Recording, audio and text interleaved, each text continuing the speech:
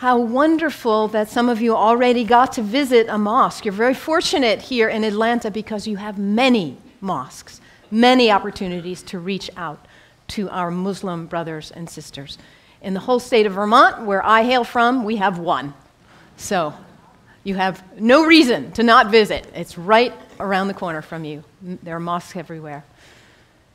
And it's important that we visit because Islam is the most misunderstood and the most maligned religion in the world today. We are being whipped up into fear of Muslims. And when we are afraid, we're stupid, actually. We're operating out of just that reptilian part of our brain. When we're afraid, we don't have access to our higher functionings, our whole self, the power of the knowledge in our hearts, our whole being.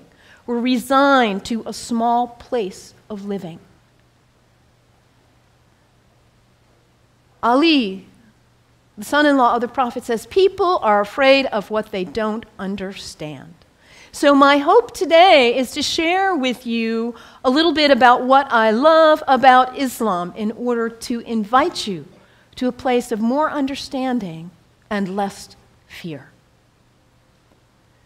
Islam is very practical. If you are looking for insights about how to live a good life, how to be a good person, Islam has wonderful gems to offer to you. One of the things I love most about Islam is that it invites us to be concerned about what is the most important thing in life. To get our priorities straight. What is it for you?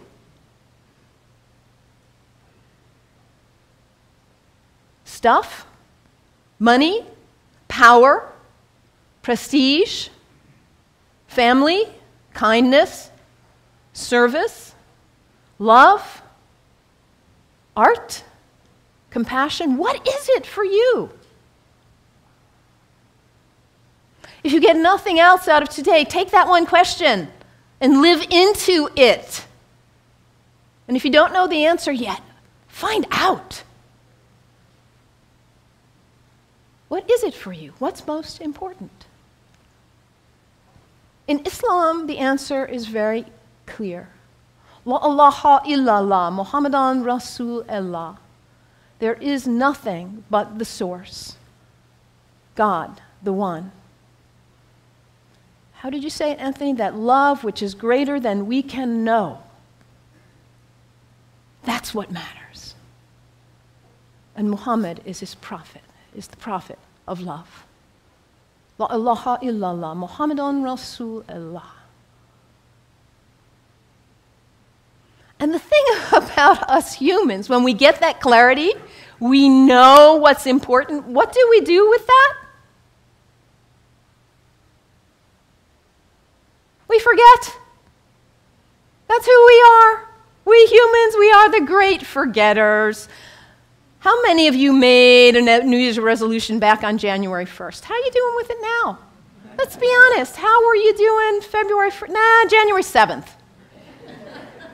We get this high resolve and this clarity, and then we get caught up in all the distractions, all the things pulling our attention here and there, and we forget.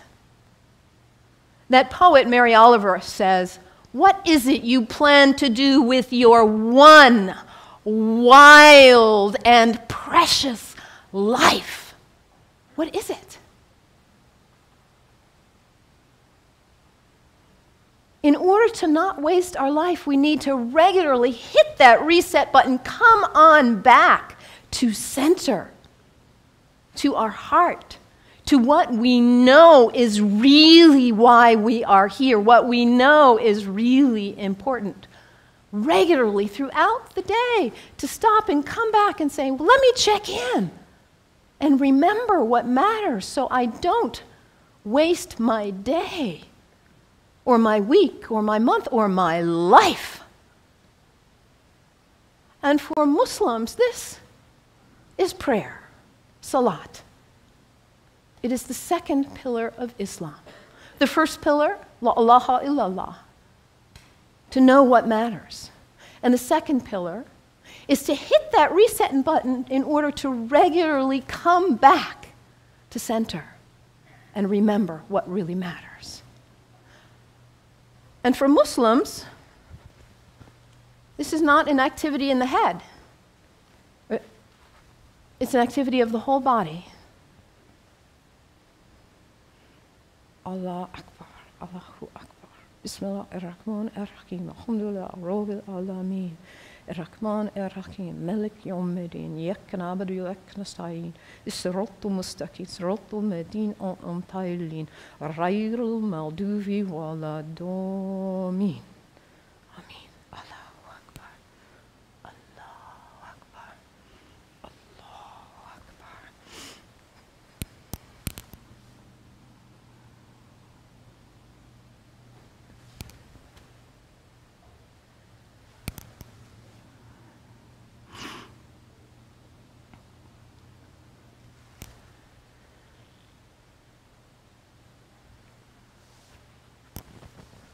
Can you imagine how limber you'd be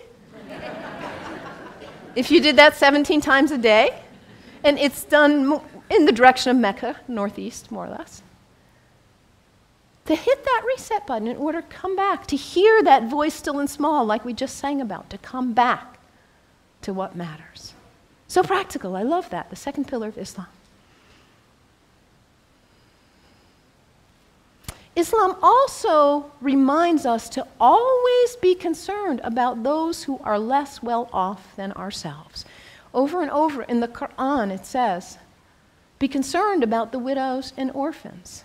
Be generous. I brought some soup as a symbol of generosity, giving, donating to food banks, giving to people who need food. I think about Muhammad almost like a spiritual, a social genius. He himself was an orphan. By the time he was 6 years old, he had already lost both his parents. He knew marginality. He knew it. And what happens when there is imbalance in a society where there are some who have a lot and some who don't have enough? What happens here? Those who don't have enough are suffering, aren't they? Out of their lack of nutrition, food, healthcare, hygiene, educational opportunities, they suffer. And in their suffering, they may experience illness. Their illness doesn't stay there, does it? It spreads to the rest of the people. And in their need, they may choose to engage in criminal activity just to try to put food on the table. And that destabilizes the whole society when you have some without and some with too much. And what about the people with too much? Greed is spiritual bankruptcy. We cannot know well-being in our hearts when we are surrounded with too much while others are suffering. It creates instability. And Muhammad, peace be upon him, he was a spiritual genius, saying, let's bring it back into balance. Let's give. Let's be generous. And this is the third pillar of Islam, zakat, generosity. I love that about Islam. And I love, too, that Islam invites us to take a break from our habits. We humans, we're habitual creatures. We just are. We do something once, we do it again, we do it again. We just do. How many of you are sitting in the same seat you always sit in today? That's okay. Nothing wrong with that. We're creatures of habit. And if the habit's a good one, like brushing your teeth, wonderful. It strengthens you. Your habits can raise you up to give you strength and clarity to live your life on purpose with integrity. Or your habits can pull you down.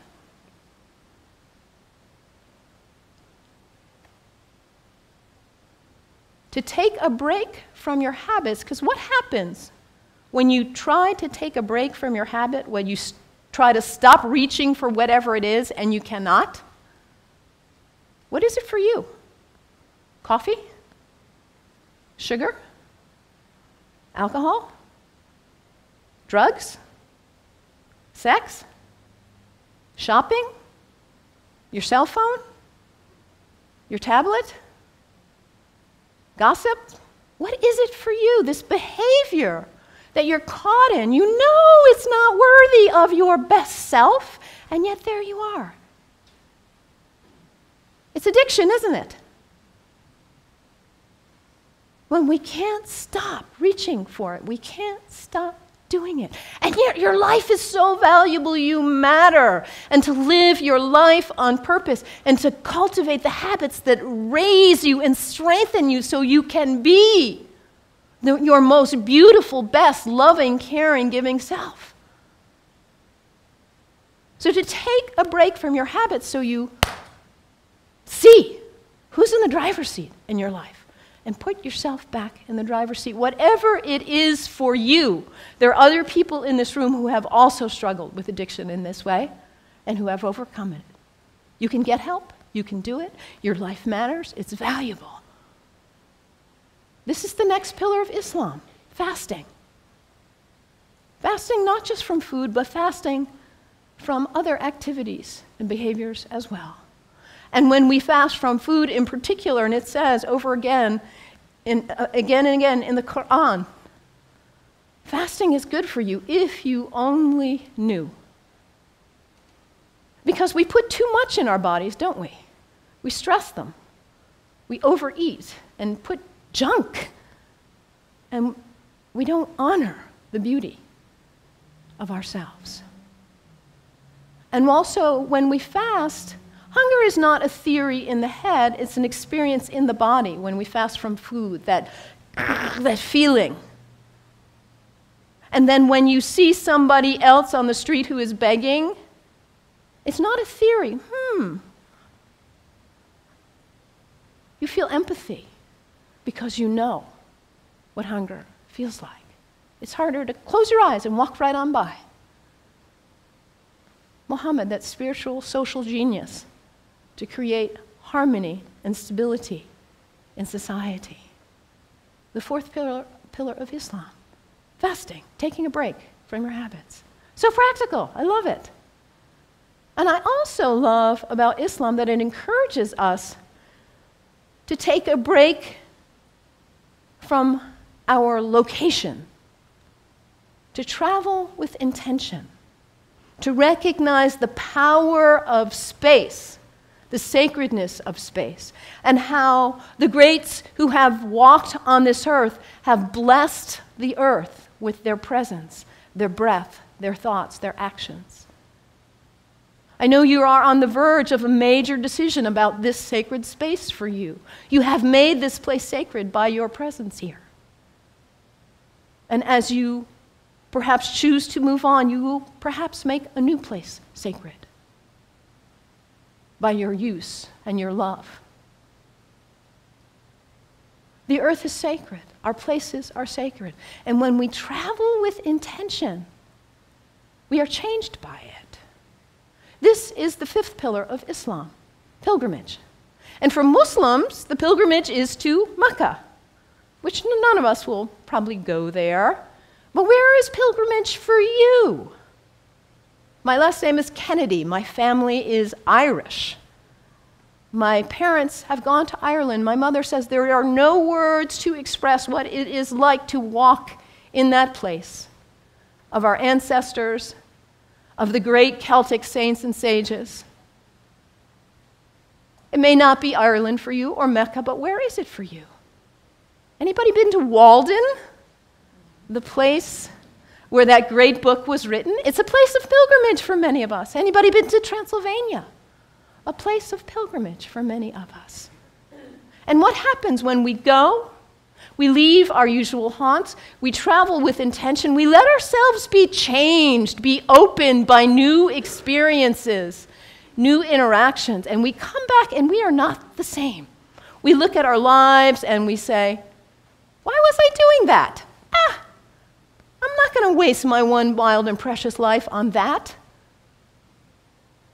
And we come back renewed, and with a new value, a new understanding of the sacredness of our location, the beauty of the earth.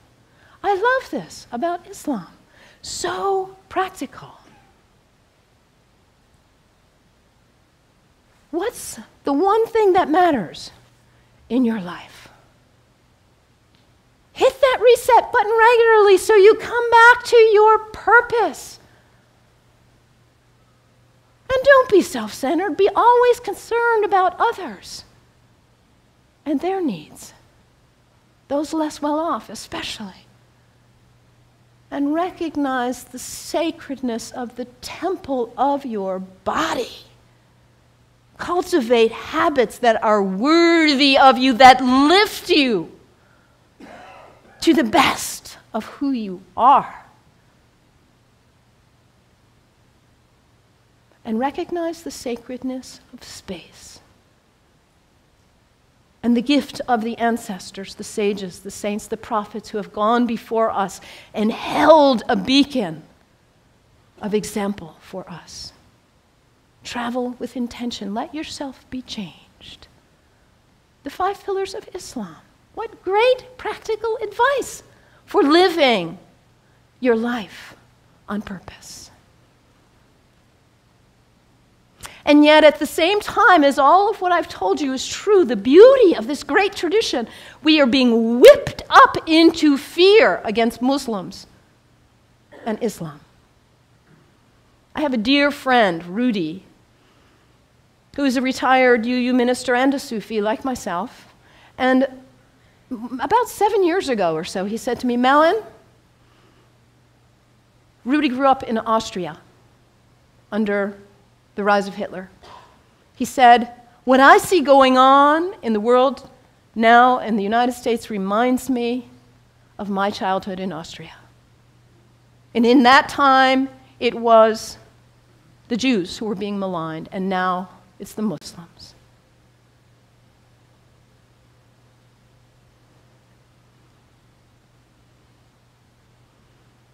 Hermann Goering, the right-hand person of Hitler,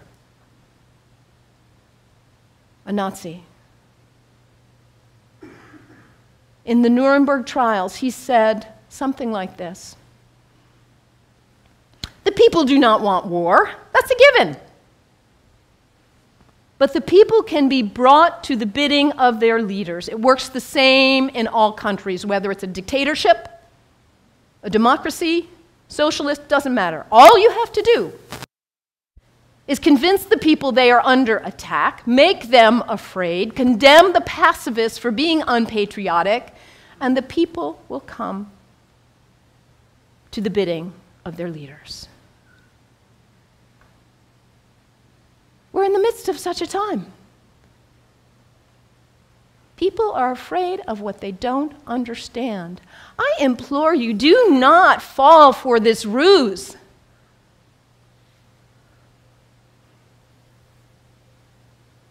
Because, as I said earlier, when we are afraid, we are stupid. We are relegated to a very small part of our mind. People who advocate violence are dangerous, whoever they are. Within Islam, guess what percent of Muslims, this is based on a Gallup study worldwide of Muslims, guess what percent of Muslims think violence is the way to go, is an appropriate response to what's going on? Less than 1%. This is really accurate social science research. And this less than 1% of Muslims who advocate violence are getting 75% of the media coverage. This less than 1%, yes, they are dangerous. The fringe in any religion is dangerous, whether they are Christians or Jews or Sikhs, whoever. Folks who feel compelled to use violence. This minority in any religion is dangerous. When we hear about Christians, we know not to equate the minority who would bomb an abortion clinic with all of Christians. The same is true with Islam. This less than 1% who would advocate violence, they do not speak for Islam. The people who speak for Islam are the people who are most concerned about living life on purpose. Not wasting your wild, precious life, but hitting that reset button, coming back to center. Being concerned about justice and everyone's needs. The true Muslims are the people who recognize the temple of the Holy Spirit, which is our body, and cultivate life and living and habits that are beautiful and worthy. The true Muslims are the people who respect the earth and the prophets from all traditions. So I implore you, you've got Muslim neighbors all around. Go visit. Make friends. Do not let yourself fall into this trap of being afraid of what you do not know. And take the example from the great tradition of Islam and live your one wild and precious life on purpose. May it be so. May it be so. Blessed be. Amen.